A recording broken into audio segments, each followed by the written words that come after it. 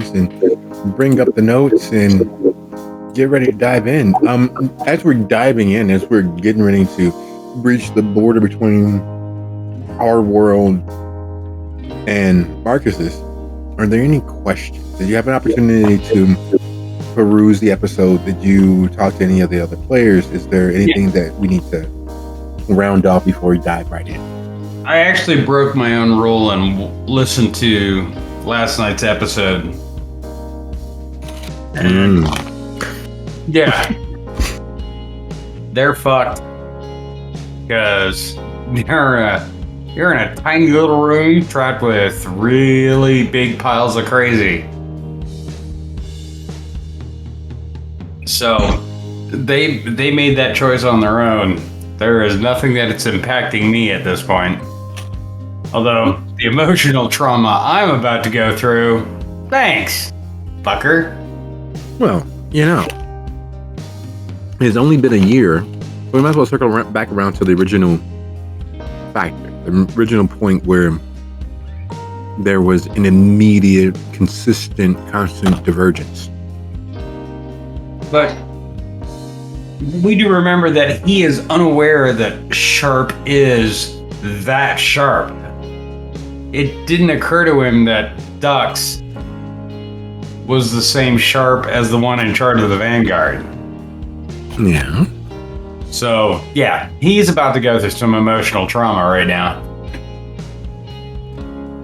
Like an absentee, abusive father just popped out of the fucking shadows.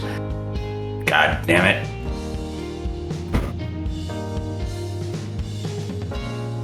So it is a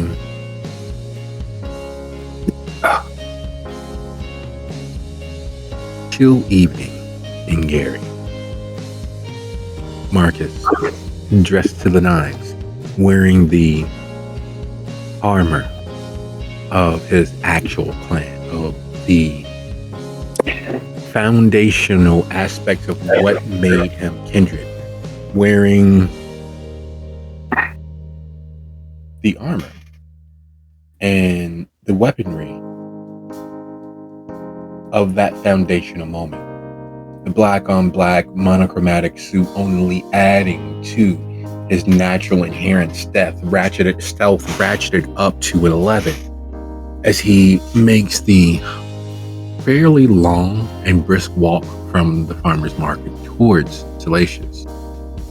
Wrapped in thought, it is no small amount of surprise to hear the voice, to see the person step out of the shadows, hands akimbo, palms facing outward, so that the international sign of "I come in peace" obvious. But that voice, that heavy, strangely whisper-like baritone reaching across the distance, is unmistakable.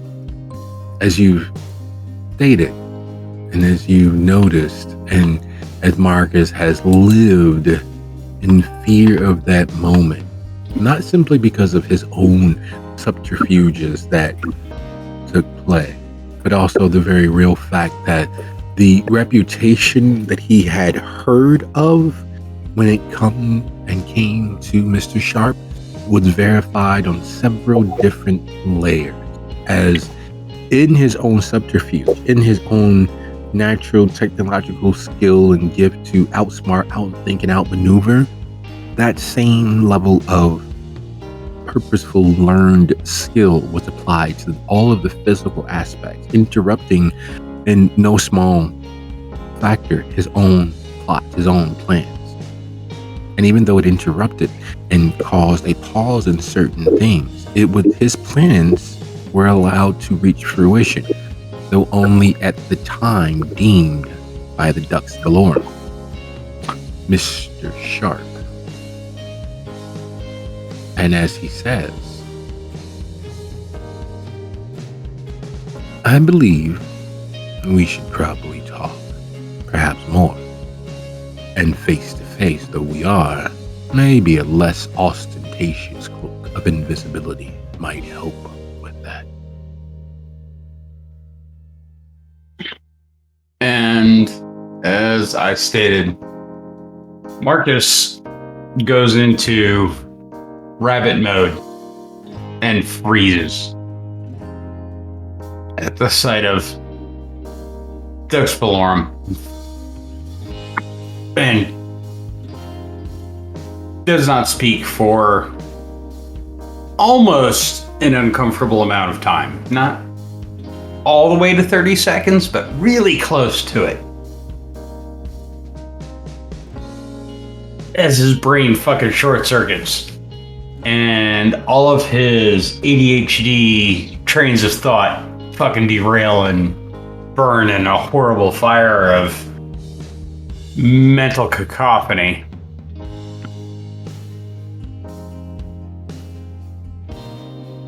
And he knows, like, he's aware that Ventru have the ability. Like, most Ventru haven't explored it, but he knows the Ventru have the ability to see through his cloaks.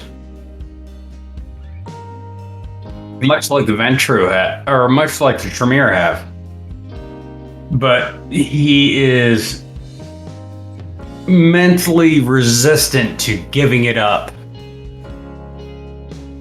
right at the moment of the ducks showing up.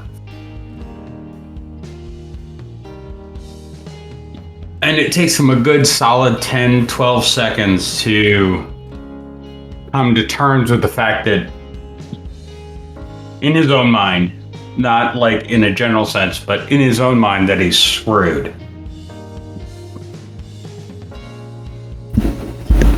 And even when he comes to that decision, he doesn't give up his invisibility to the general populace. He's like,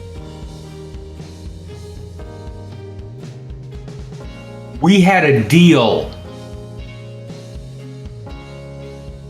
I do the thing for you, and we don't have to talk ever again, and I get to hide forever.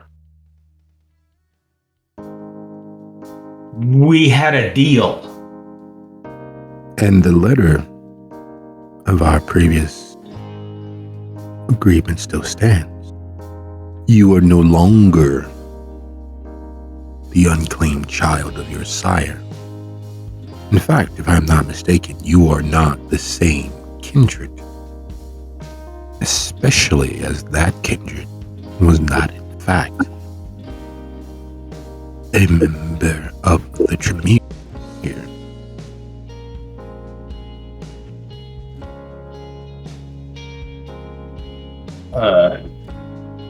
Marcus sighs and internalizes the fact that the politics have changed, even though his own mental knee-jerk reaction to the Ducks' appearance has changed. But he's like, politically, he's right, fucker. And he slowly fades into view for the general population of the universe. Suit, the whole Ventru thing that he has armored himself in becoming fully into view.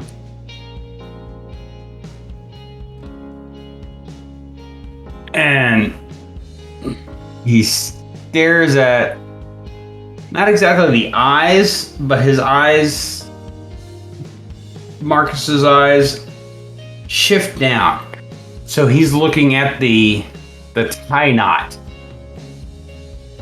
The knot for Duck's no doubt perfect cravat or tie or whatever he's wearing. That's where Marcus's eyes lay, because he's still not able to really assert his own power. So his eyes glance down as he fades into view.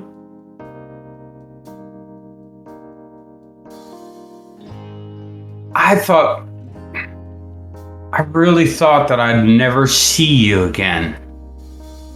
After DC, I thought we were done.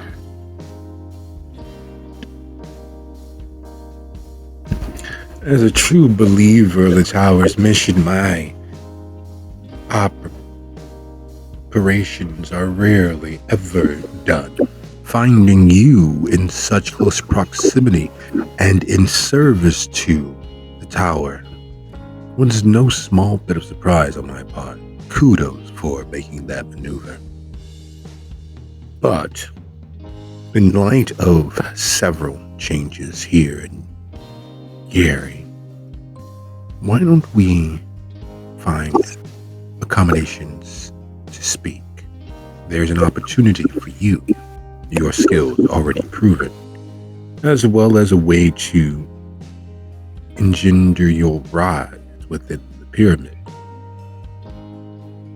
And lowering his hands from their raised position, he points toward the street, and you see lights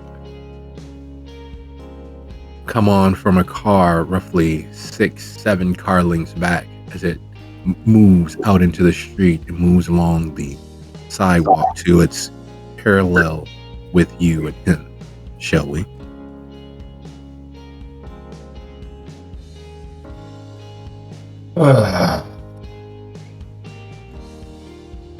There was never any doubt in your mind that when you appeared to me, that I would do as you told me.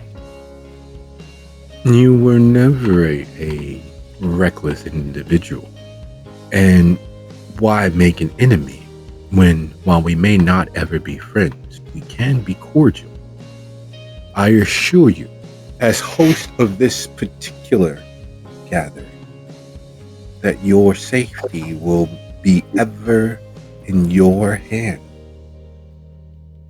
Well, you know me well enough that I'm going to get in the car, I'm going to listen to what you say, and I'm probably going to do what you say. It would be most advantageous for us both. However, the choice is in fact yours. Be it the fact that your adoptive sire is a member of the Vanguard or not. The choice is yours. Otherwise, this would not be a conversation. This would be a passing of orders. Wait a minute. Hold on just a damn minute. You're Sharp? You're the Sharp? The one that Silk and Aces and all of them have been talking about? You're that Sharp? You are aware that, as ancient as some kindred are, that names very much hold power, and that wars have been fought over the ownership of a particular name. Mine still has currency. My reputation precedes me. And Marcus at this point is following Sharp to the limo or SUV, whatever the scary black car is that's coming to us. It is a 1967 Lincoln Continental stretch.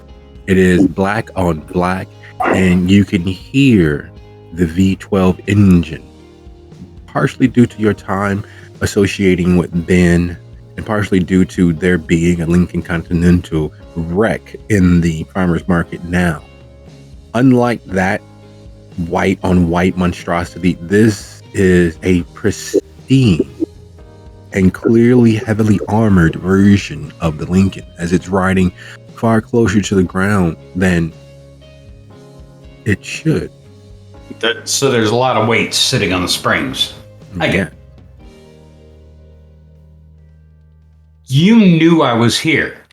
You left me here. The hope was that you would not remain. You left me here, and then A decade later, you bring your vanguard. He opens the door. I didn't bring the vanguard. This is a contract, a private contract, where the skills of those gathered, many of them from this area, have been bent towards the goal of seizing the opportunity and ensuring that the tower has full operational purview and control in this area. But you knew I was here. You're sharp. Everyone has to be somewhere. You would have known if I had left. There's no chance that you didn't track me. There's no way you wouldn't have tracked me. He opens the door. With Silk and Rose contacting me?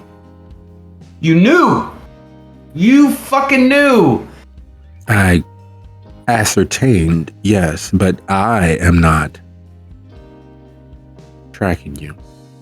Your sire has kept notice of your whereabouts. Your sire has been following your exploits, both in our real world and the electronic one. And it never occurred to you when Rose contacted me to make the book, or when Silk contacted me to make the box. It didn't seem important to you, the leader of the Vanguard, to come to my place of residence and say, hey, do this shit because I said so? You just let me flange around and pretend like my life hadn't changed? Choice is very, very powerful in regards to motivating those who feel they have very little. The choice then, the choice now, is still in your hand. That portion of our agreement has not changed. You have the opportunity and had the opportunity to better yourself as you saw fit. Your success at that was again in your hands, as well as the failure of such. Do you understand the predominant reason why you had not been dispatched by me? Because I made choices that furthered the needs of my sire in the Ventru? No, I only kill professional. You were not professional. You were skilled. You are skilled. But the choice of stepping into the professional arena is yours to make or yours to not. You have stepped into that arena, which means we can comport ourselves of a measure of balance, of a measure of parity. How much do you truly understand as to what the tower actually is? During all of this, he's following the Ducks' lead. The car shows up. Marcus willingly gets inside. And he slides in behind you, punctuating the closing of the door with that very real question. Do you understand what the tower actually is? The tower is control. No. It's knowledge, it's balance, and in its own mind, it is the buttress between the world of the living and our world. That's what the tower is. The Anarchs see themselves kind of in the same light, but they're less skilled at it, I think would be the best way to say it. And the Separatists, the what are they called? The crazy bastards. The Unalive, the Sword of Cain, the Independents, the Inkanu, the Ashira. The Independents are not part of them. The Independents are me. No. I have lived here for 13 years. I've never scared. I have never taken nothing from the mortals. The Kine are as important to me as the Kindred are. The crazy bastards, they're the ones that we should be fighting against. And the Anarchs and the Tower need to figure that shit out, or we're all gonna fucking die. And this town, right now, Gary, is proof of that.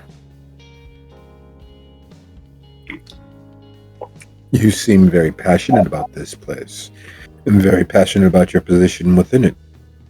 You are aware that if you have no power, you have no say in what becomes of it.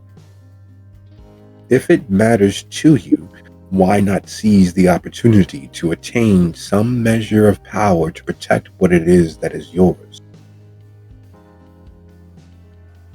There really isn't a choice. I had some measure of power. I had the depot, and I had Ben, and I had Mason, and even a little bit Mamela. He had some power, where the interface between our society and Kind society could coexist and not kill each other. Death is not the worst thing that can happen. No, the theists are the worst thing that can happen because they enjoy power on both sides. They scare the shit out of us, and they don't care about the Kind when they're dealing with us. I blew up a car. Not like a little bit. I blew up a big car with a big bomb. And I'm fairly certain there is no chance that not a few Kind died. And the only people that cared about that explosion were me and my friends. And I understand. And I want to help defeat the crazy vampires. That's what I'm going to call them. The crazy vampires. May I offer you a drink? Oh my god, yes. At this point, Marcus is still 5 aggravated deep. He's fucked up. So, it's no small thing that, I mean, he tends to not feed his hunger when he's wounded until he's out of danger. But he's got 5 aggravated wounds and 2 hunger. He's fucked up.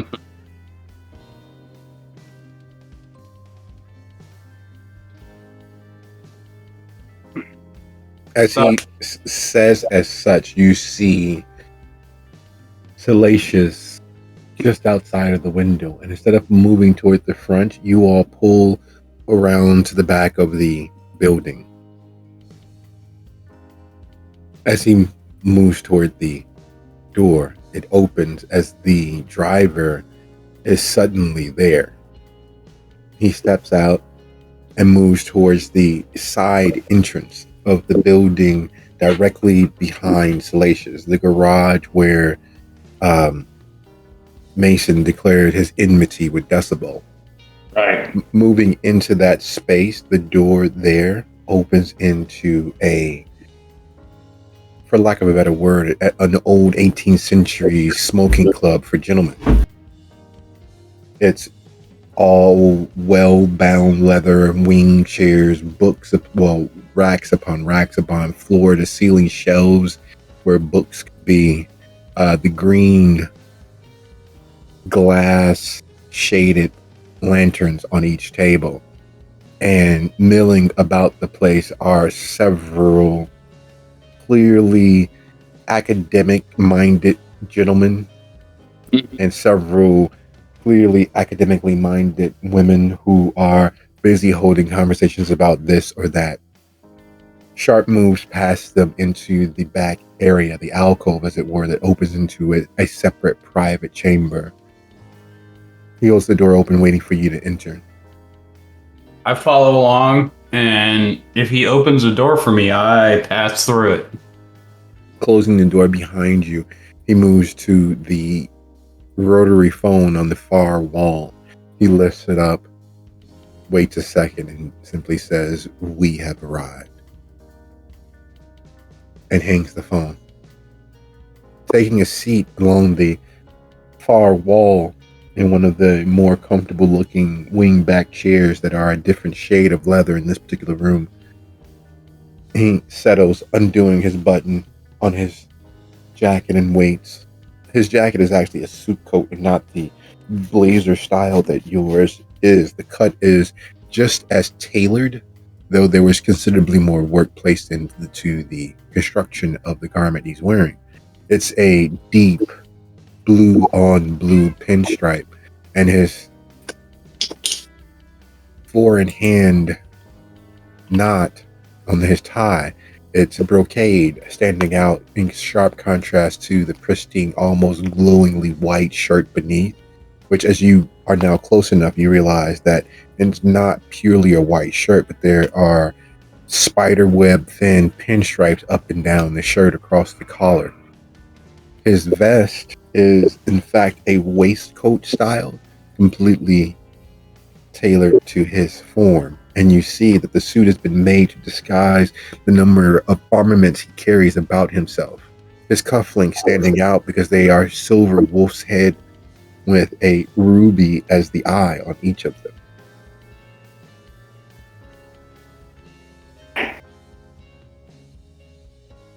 As he settles a few moments later,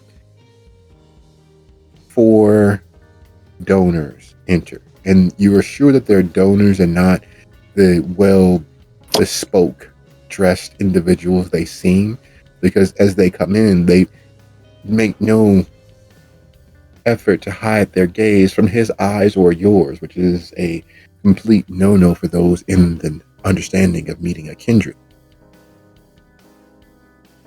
Once you've comported yourself, and he motions towards the silk screen on the western portion of the room, which separates it into 2 separate spaces.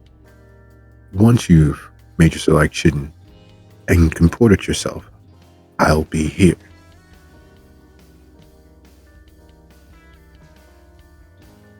Marcus sighs and realizes that as much as Dux knows, as much as Balorum knows, he knows very little specifics about Marcus. He looks about for goblets or glasses or something. So you take a quick gander around the room, finding this portion of it a little sparse.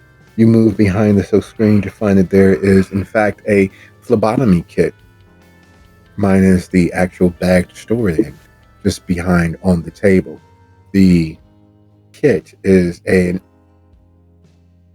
old Victorian model, so it is a work of art of steampunk variety and stylings, but it is definitely gives you the opportunity to partake of the fresh or something a little more to your speed. I can hear the beast in the back of my head going, "Dude, dinner time!" and losing his fucking mind.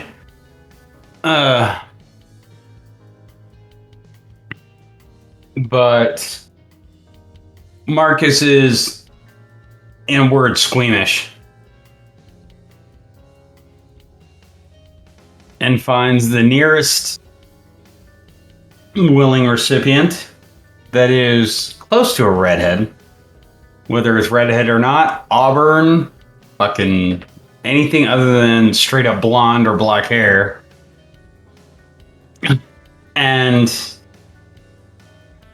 ushers her into a chair and takes a bit to make sure that they're not overly taxed, but takes enough to work on his massive level of damage. The moment you have her sit, and it is clear that it will not be a matter of something from the vein, there is an immediate depression that falls over her gaze. There's an immediate change that crawls into her gaze. It is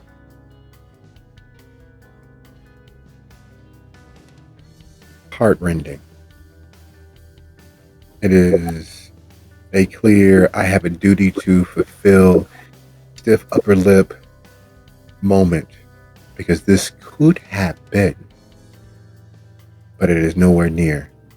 And she immediately begins rolling up her sleeve. She takes off her jacket and undoes her cufflinks and rolls her sleeves high enough. And though she attempts to fight it, she attempts to not show it, it is as apparent as a noonday sun. She expected to be fed on as opposed to be fed from, is what I'm assuming. Yes.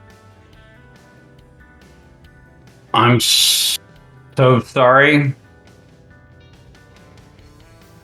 but I'm not that kind of donor. But just to let you know that what you're doing is important and as ecstatic as anyone else who is taken from you. And I take from her, I'm going to take a full 3 pints. Because she's got 8 to spare, so I'm gonna work her. And I'm gonna clear one of my aggravated damage. Oh. Oh. She's not walking out of here on her own feet.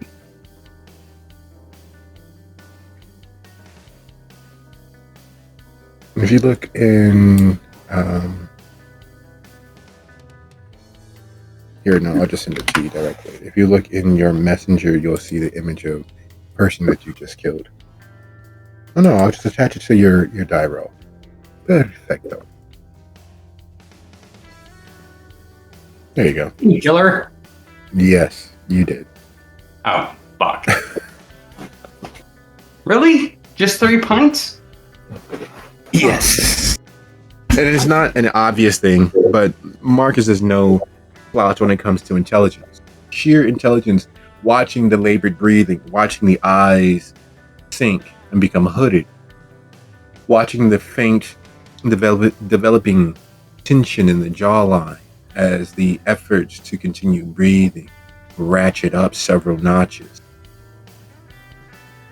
Marcus knows the signs of blood loss that will definitively lead towards death.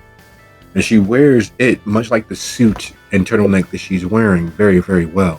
However, as her greenish blue eyes dim and the blush of her lips fade, her red head seems less like fire and more like a death shawl.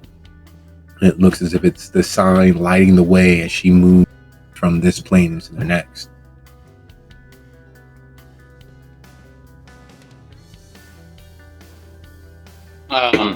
Yeah, what do you roll versus losing a humanity? Because this is going to fuck him up. Oh, and at a dramatically appropriate point, we will deal with his remorse roll. Okay. Okay, so she slouches back and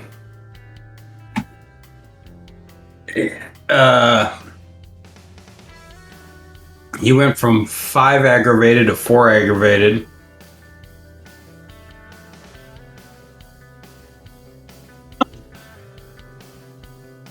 Marcus reacquires more semblance of control and concentration. Ducked. And he's trying really hard not to think about this girl. But he's twitchy because he doesn't feed on the living as a moral rule. Well, it's no problem at all. She's no longer amongst the land of the living. Not in truth. She's already dead and doesn't realize it. And as she has helped her feed, and they roll back down her sleeve, and they work towards stopping the bleeding. See, because unfortunately, without the kiss, without the magic that is the saliva that is vitae soaked and laden, stopping the bleeding, especially when drinking so deeply, is a little more prohibitive. And as they lead her from the room and are going to administer what aid they can and make her as comfortable as they can, the older matronly like member of the donors looks over her shoulder at you and just shakes her head as they leave. It is akin to a final last act of defiance. It is far more scathing than is normally allowed. And Sharp notices, but it is not his place nor his care. Once you compose yourself and make your way back toward the table whereupon he is sitting, he slips his phone out of sight, clicking the little button on the side to have the screen go black.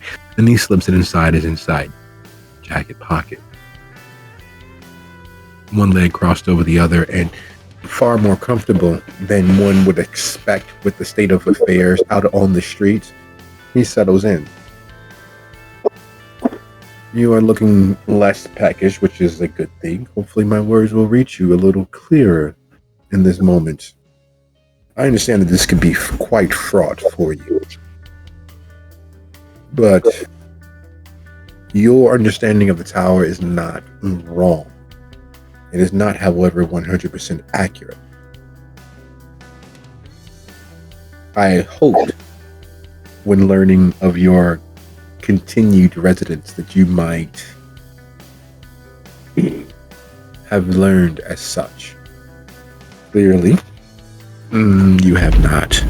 You have never been independent. You believed that you were, and you were allowed to operate as such, as is your choice. But the truth of the matter is, the tower is. And as long as it is, the administration of each domain in which it is requires that every citizen, every kindred within its purview understand what the tower is. And it is without any attempt to aggrandize or lean into the pomposity that most assume. That the tower is safety and control, not of the kindred who bend the knee, but of the world around them. Due to the tower being in such shambles here, the hunters have been able to set a foothold. Due to the lack of consolidated power at the tower's disposal, we have lost considerable numbers of kindred. And due to the tower's lack of finite, complete, and utter strength, there will be more. My question to you: are you tired of watching your friends, your coterie mates, your allies, and associates meet their deaths and final deaths? Would you like to continue being part of the problem or part of the solution?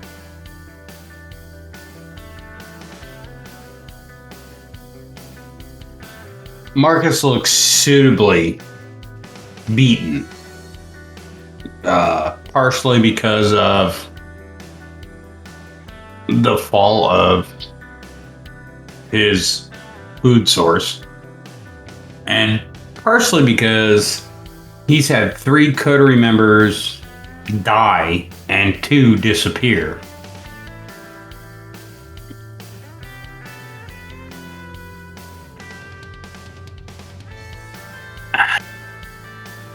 And he responds, I'm sick of watching us pass.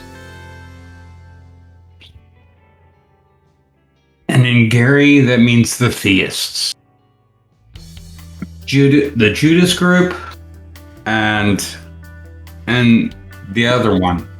I don't even care to know their name. I'm sick of dealing with them. I'm sick of not being able to drive through town.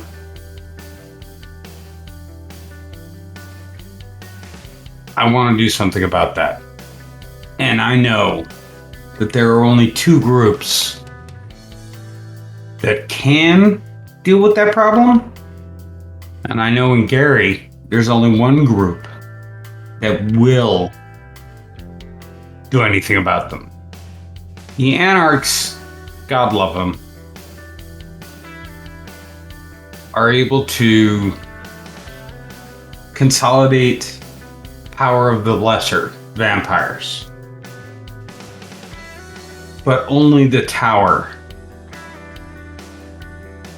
has been able to stand against the problems that exist in Gary right now, because they have rules and they have goals. While the Anarchs have a passive goal of independence, the tower has actual goals of control. Not only of the vampires, but also of the kind. And I understand what you're saying. Right? And in this time of need,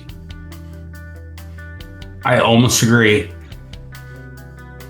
Because the kind are out of control.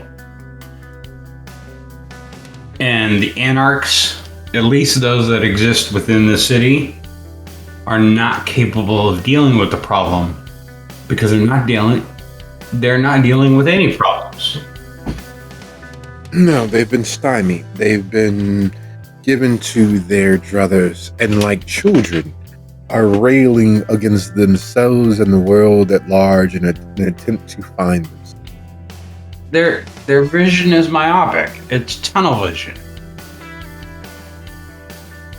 They want to fight against a tower in Gary that doesn't really exist. With the absence of Joker and Modius, tower doesn't exist within Gary in any real sense. So they're just lashing out. Oh, we are in fact here. But you need somebody to make that apparent. Aces died in the tunnels. Silk is running a brothel. You are hidden in the shadows. The Anarchs don't know where to strike, so they strike everywhere. If the tower is going to be in Gary, it needs to make itself known, needs to make a statement. And I know from our last dealings, you have no interest in praxis. You have no interest in running things. You want to fix things and then let others run it.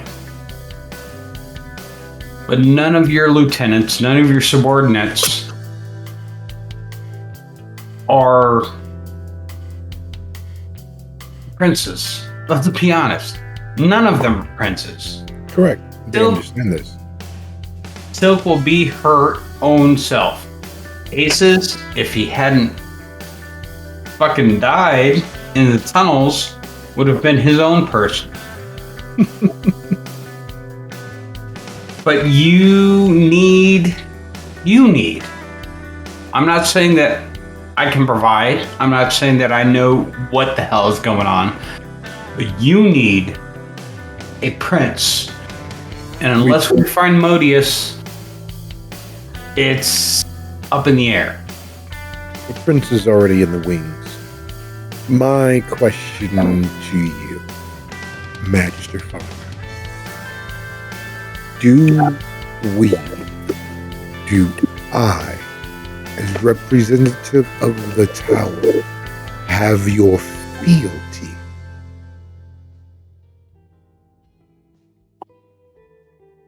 And there's the question. Will Gary's maker join the tower so the tower can achieve its goals? So that he may be brought into the plans that lay in the offing.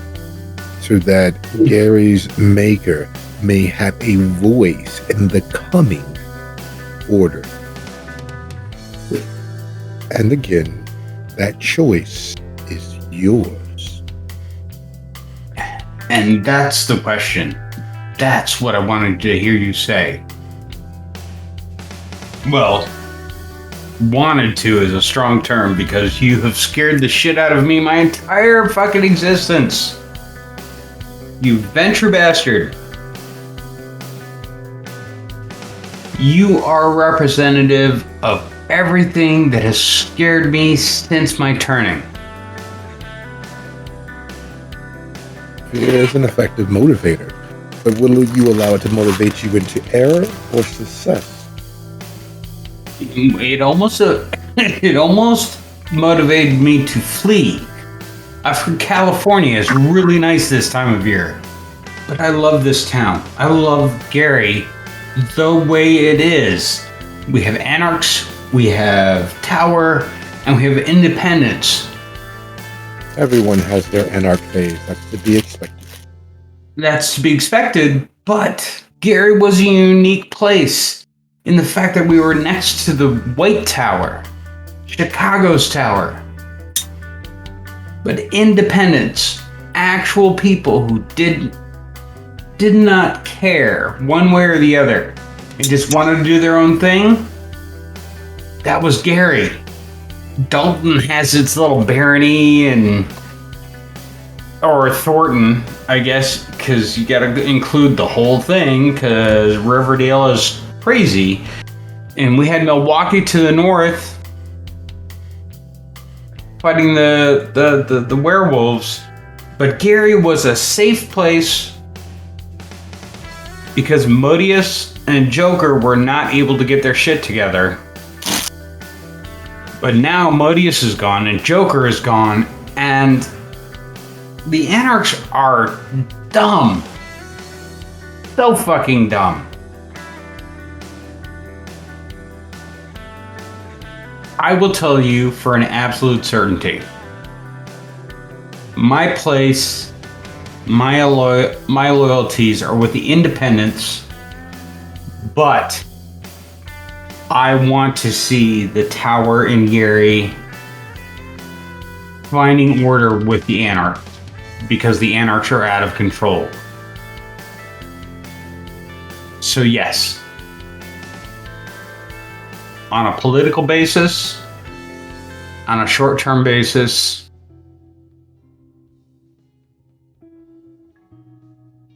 the maker of Gary will throw himself behind the tower. He's already thrown in with the Premier, which you're gonna have to tell me how my fucking sire, even if you won't tell me his name, I would like to know what his reaction to that is, because that's gonna make me laugh. Your sire has watched you with fondness, including what they believed was a political step forward. It's understandable that you would have wooed and attempted to win whichever powerful kindred came across your activities. They watched and enjoyed your winning over the subject of your grandest theft. You are aware that the Helena you laid low with a minor operation and the child that you all but assured the death of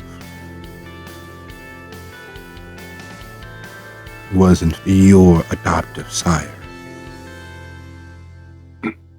What, that little lickspittle Ventru? You were allowed to believe that they were Ventru, yes, but no. The matter that you settled in Washington was the destruction of Cone Rose's power. The activities and double switch you attempted at the end of our operations was reversed so that the original target, Cone Rose, was not able to attain any freedom from their sire. But they were not able to establish a bankhead in Washington, D.C. Because as you understand, Cone is very useful. He has a mind on his shoulder, but he must be mitigated, lest his mind lead him astray. So you had me subvert Cone Rose's approach to DC, Yes. but to trap him in the Midwest? No, initially the idea was to have him executed. We did not quite count on and account for his sire's willingness to provide lenience. Helena had not done so before, and there was no evidence that she would when finding his betrayal. Thanks to your assistance, thanks to your skill. Surprisingly, Helena did not destroy her child, but instead banished him. It was quite the jest amongst the Garuja when finding that Mr. Rose had landed a stone's throw from the person who laid him low. So you let Rose move to fucking Gary and left me open to him, knew his overtures to me concerning the book, and it never occurred to anybody to warn me that I was the one that caused him to be exiled to this fucking back hole? You have your secrets, he has his, I have mine. Whose place was it for us to share your secrets with him? There's nothing advantageous in that path for us. No, of course not. The Ventru would never share secrets that might cause my death. Oh, we most assuredly would, but there was nothing advantageous.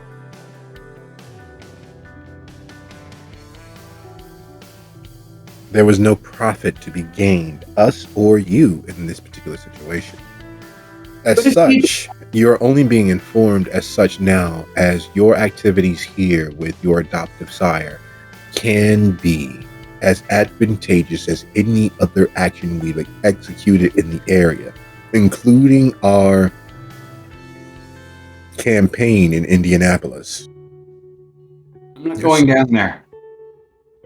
Just so you know, the couple, the smidgen of information I've heard about Indianapolis, I won't go down there. Those people are fucking crazy. They're out of their damn minds. But Zealotry has its uses and is easier to bend towards our needs than other avenues. Luckily, we do have a guild mediator in presence in Indianapolis. Your sire is leading a vanguard to ease into the city, establish a beachhead, and dig in for the long haul. my sire or my actual sire? Your sire.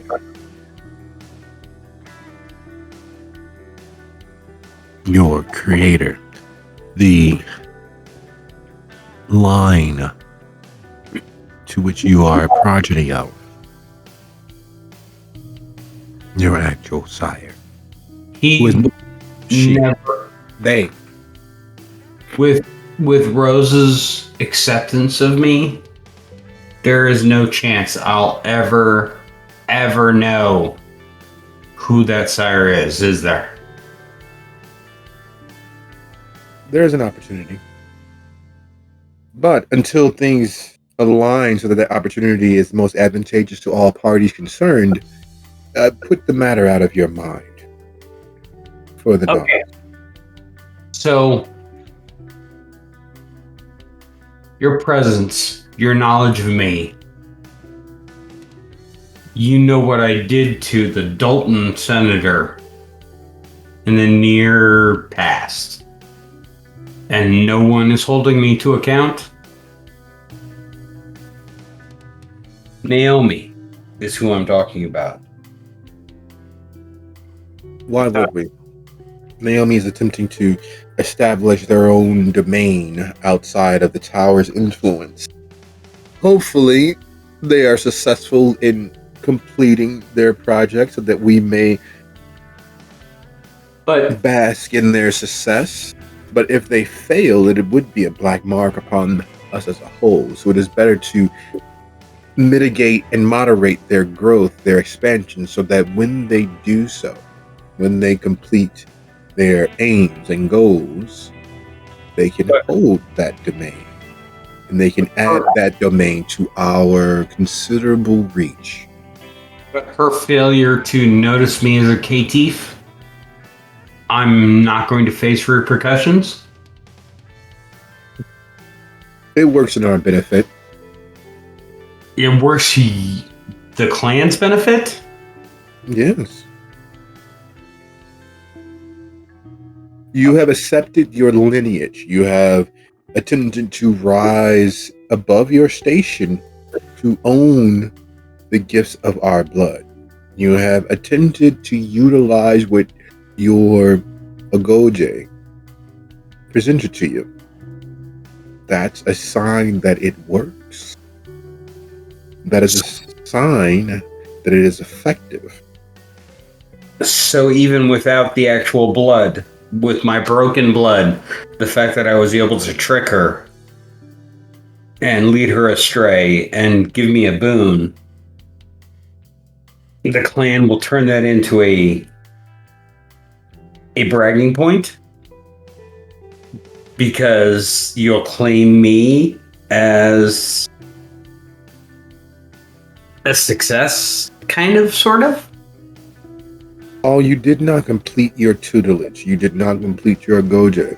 It is a mark of success that the teachings adhered with such thoroughness that even someone such as yourself, who underperforms and underachieves, as a mark of your freedom, as a sign of your agency, that in the matter of a most serious instance, the things you've been taught rose to the fore.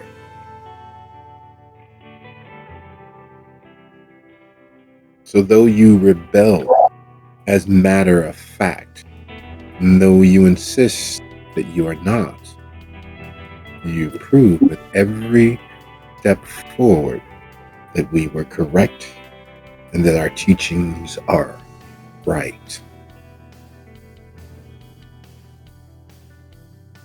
Marcus tries not to sulk at this point. So basically, you're going to take advantage of the fact that she was not prepared to deal with a caitiff Ventru failure. And all of my success, you're going to laud on the Ventru. I get it. I get it. I totally understand. Your sire was thorough in their training. Oh, and despite yourself and your efforts to do otherwise, the thoroughness in which you were educated, they were thorough. I remember. Proof. The suit is evidence enough. I was going to, and I don't know any other way to describe it. I was going to sell myself in this suit to the Ventru or to the Toreador still, and present myself. And everything I know about presentation, I learned from the ghost. And the same thing happened with Naomi. I guess you're absolutely right.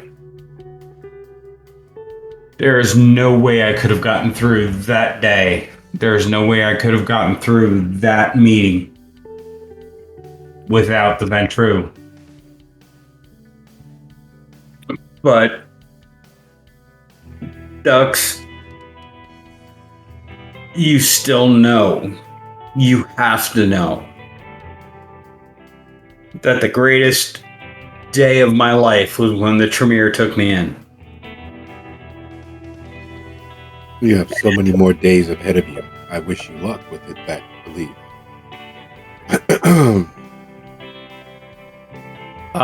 Give me 3 minutes. All right, sounds like a plan. It's 34 after. Let's take a quick full 5, maybe a 10, and be back here no later than 44 after. Okay.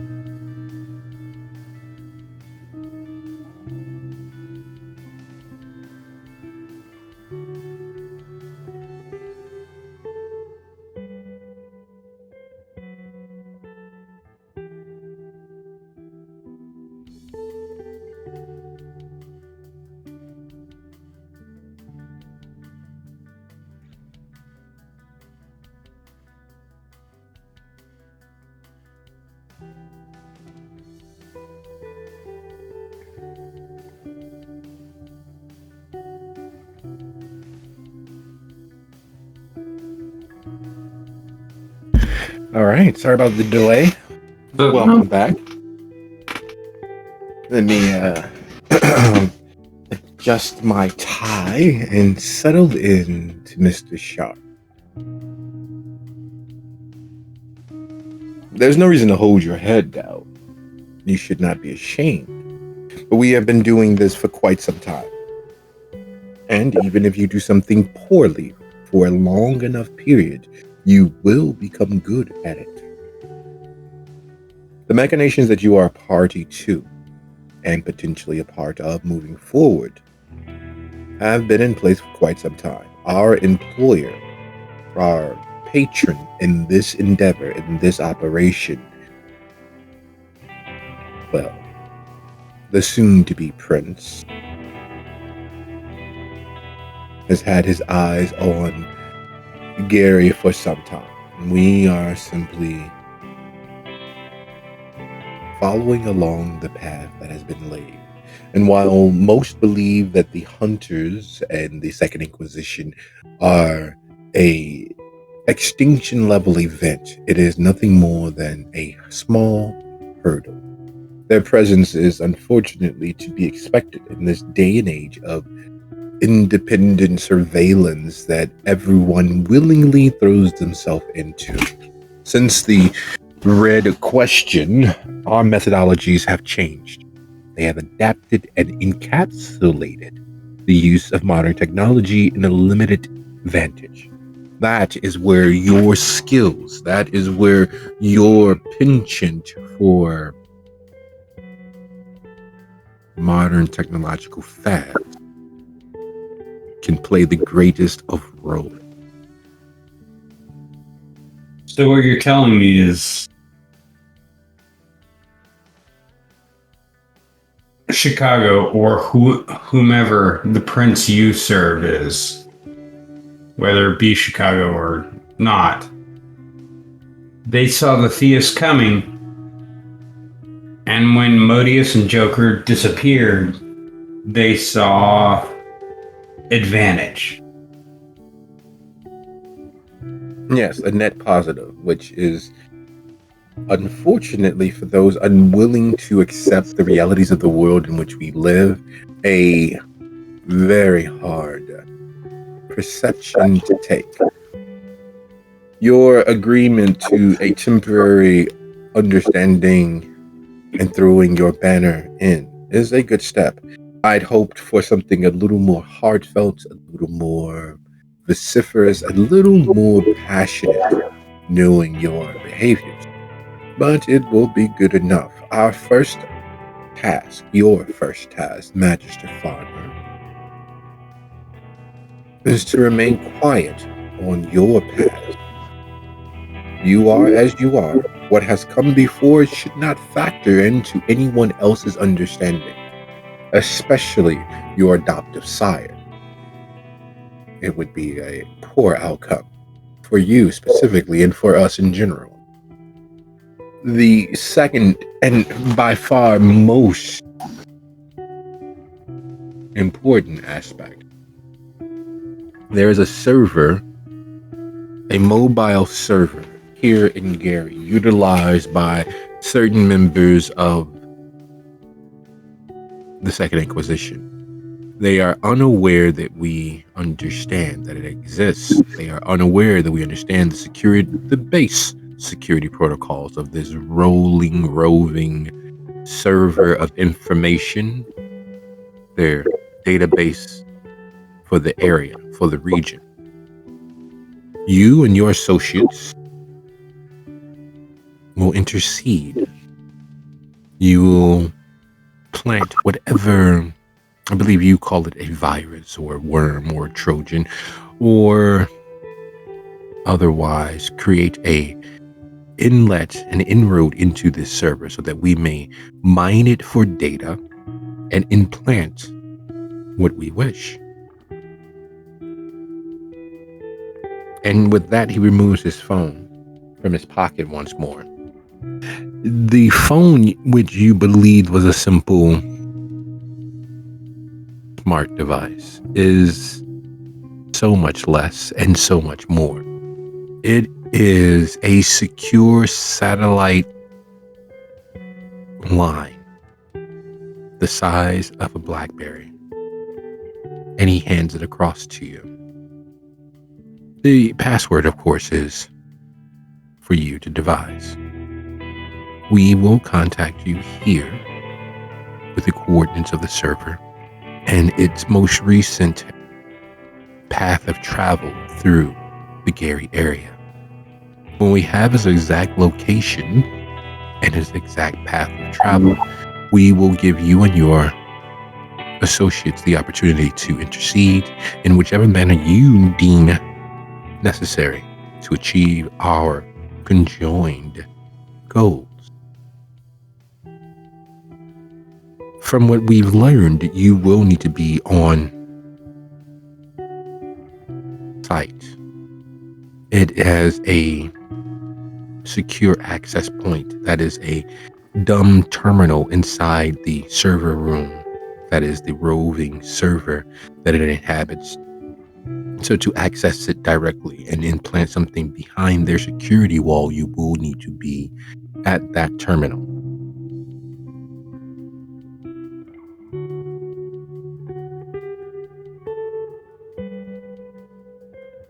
So I'm back to being your pocket hacker. Your skills are undeniable. There are very few of your ilk who have been gifted with immortality, and fewer still who have the wherewithal with either physicality or intelligence that could pull this task towards complete success. And it doesn't bother the Ventru that the Tremere have given me additional abilities? Or am I a secret for you? Complete tasks given to you by the clan? What computer system do you use? What software do you use? What electrical safeguards do you have in place to protect your equipment? Now, before you answer either of those, in the end, how you accomplish what you accomplish is that any of my actual concern, would it benefit me or advantage me, anything in our interactions?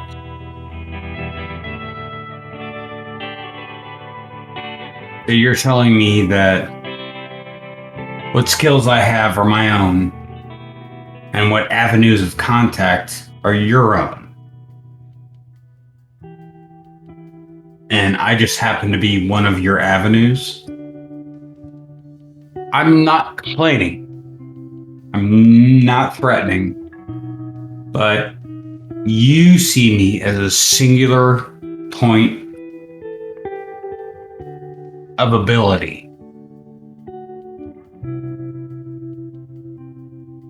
And I see you, quite frankly, as a great moment of fear. Again, fear can be quite effective as a motivator. You should not be afraid. You truly should not. However, you should be wary, and there's a difference between the two. Fear can motivate, but it can also hinder. Wariness means that you should hold these truths as actual fact. If you fail me, as anything else that fails me, and as anything that fails you, you should expect the natural inherent consequences of those actions. If you move against me in a manner that deems you a threat, you should expect the natural occurring consequence of those actions. If I move against you, I must be wary enough to understand the natural occurring consequence of those actions. You should always be wary when dealing with members of the damned. You should never be fearful, because there's an opportunity that you will miss if you are afraid to but step forward. And though it has been beaten into the common parlance and exists constantly on the edge of the public zeitgeist, fortune, in fact, does favor the bold. You must be bold enough to seize the opportunity and brave enough to risk for the opportunity. Opportunity is always knocking. Opportunity is always there. And while chaos may be a ladder, it's built from order.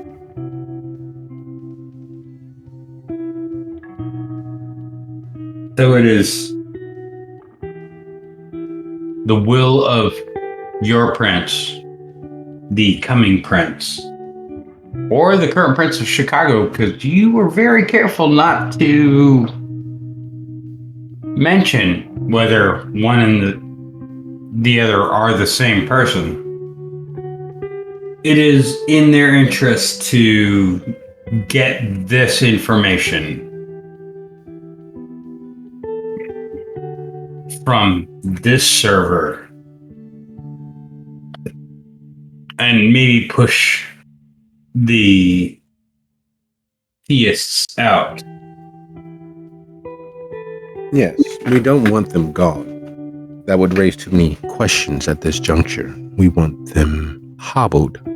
We want them focused in the complete wrong direction. We want them to do what they deem they should do, but have the wherewithal and the forehand knowledge to help them and guide them on their way.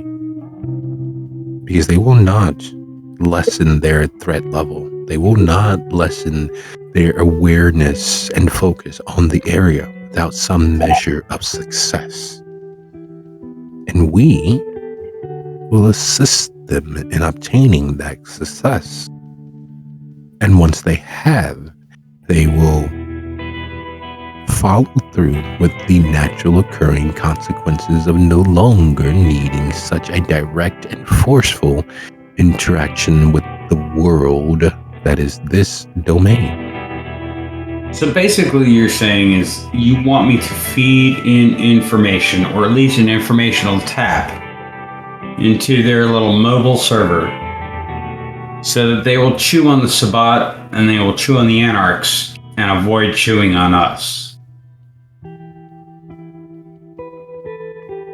That's a very succinct way of saying it, yes. And for the most part, that is 100% accurate. It is not the entirety of the picture, but that is not your place to determine that picture just yet.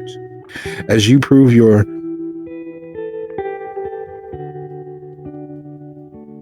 dedication to achieving a mutually assured success, more of the entirety of the picture will be revealed to you.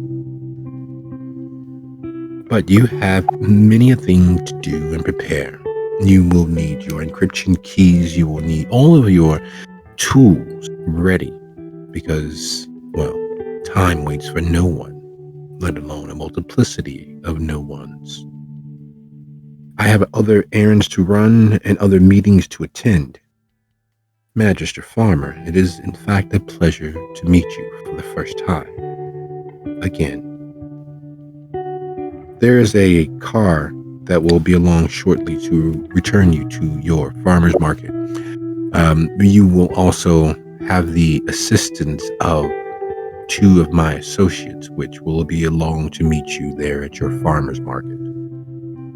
For the evening, do we have any other questions?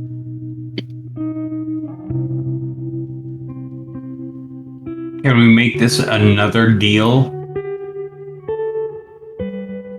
10 years ago in DC, you promised that I'd be able to go my own way. Obviously, I overestimated the strictures of that deal. Can I ask that in this new deal, I bring down their server, I put in the Trojan, and I make it so these theists are your puppets digitally? Can I ask that my associates at this time are free of your interference after that?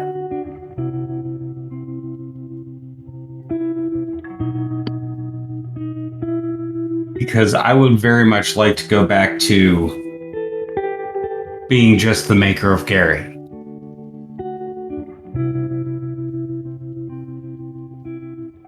I will not agree to that. I won't even offer the idea of that. I will meet you more than halfway. If you choose that your associates only associate and deal with me through you, I will honor every facet of that. However, there are certain members that are being gathered for your assistance. There's certain direction being provided them that will have a long-reaching effect on Gary as a whole. Those individuals, those associates of yours, hold the potential for advantage.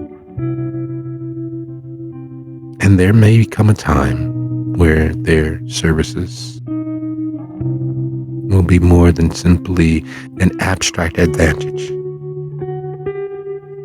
But if you wish and agree that you specifically will remain loyal to the Vanguard, will remain loyal to myself, and not move against us in any way that will require response and consequence, I will assure you that your associates will never deal with me directly. All interactions will flow through you.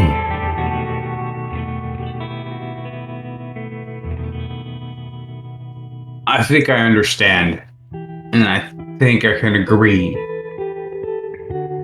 I would prefer all of my associates not have to deal with the Vanguard directly, except for Silk, who is probably feeding them as we speak.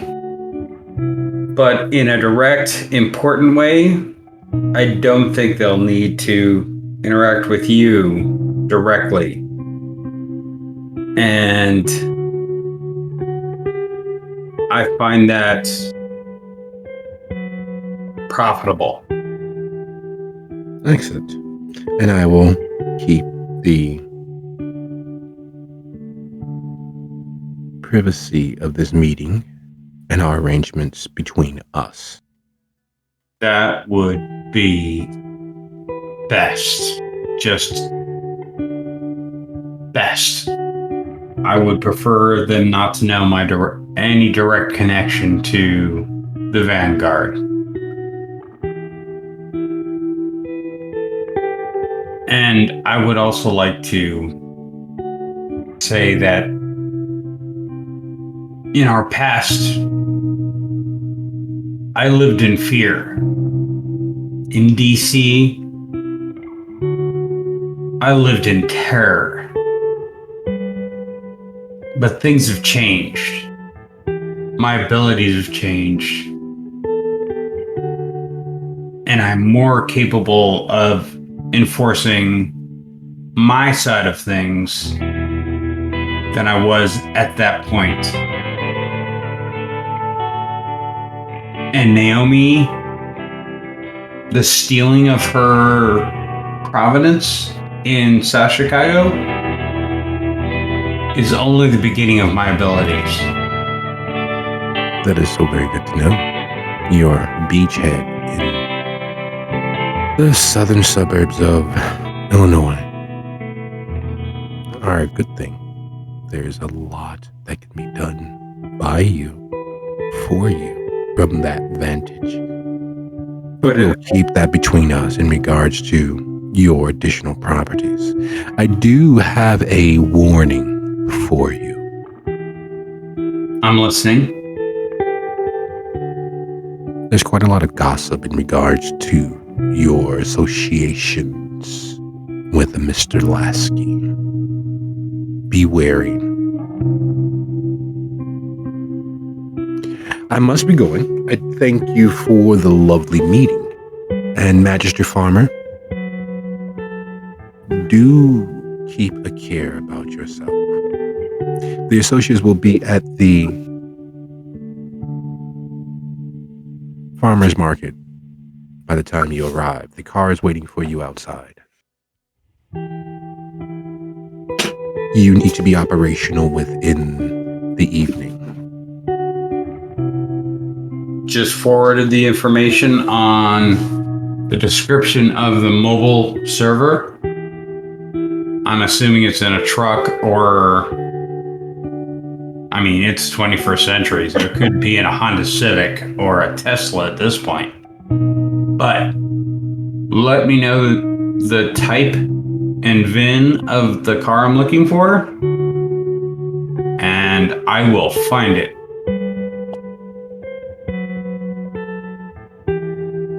Excellent. Mr. Farmer, Magister Farmer, good evening. Heads out of the room, leaving the door ajar but not locked or closed, leaving you to your thoughts and the blackberry sitting there on the table between you. Very much like a bear trap. You know that while you've given your word, while you've spoken the words, until you pick up that phone, until you pick up that blackberry, it is not a, for you, mentally binding arrangement. Picking up that blackberry, that is the signing on the dotted line. That is the acceptance of the burden and freedoms that are inherent in what has been proposed. Yeah, and his dumbass picks up the BlackBerry because it's fucking enticing. He hasn't seen a BlackBerry in a decade. He picks it up and There's no password. There's the power button on the side, and he hits it, and it comes to life.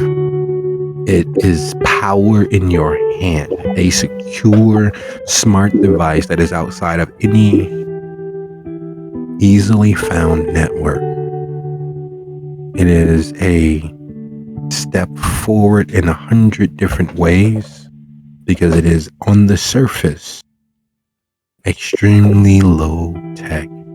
Its own operating system, its own dedicated access to the rest of the world. It's behind its own firewall 2 ways. And it is almost invisible. Oh, I'm gonna hack the shit out of this thing. And as that thought hits Marcus, he looks at the time and realizes that he has wasted, partaken of, over an hour since he sent the text to Nikki and Leonetti that he would be at Salacious.